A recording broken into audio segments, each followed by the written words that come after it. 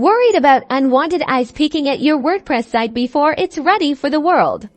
Today, I'll show you how to quickly unpublish your WordPress website directly from your mobile device. First, open the WordPress app on your phone. Make sure you're logged in to the account associated with the website you want to unpublish. This is important.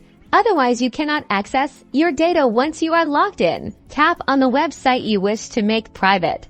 In the bottom right corner of your screen, you will see a menu icon represented by 3 horizontal lines. Tap on that icon. This will open the menu where you'll find all the options to manage your website. Scroll down until you find Settings. In the menu, tap on the Settings option. This will take you to the configuration settings for the whole website. Inside Settings, tap on Site Settings. Scroll down until you find the Privacy section. Here you will find the option to discourage search engines from indexing your site. Go ahead and tap on the box next to discourage search engines from indexing this site. This allows you to unpublish the site content.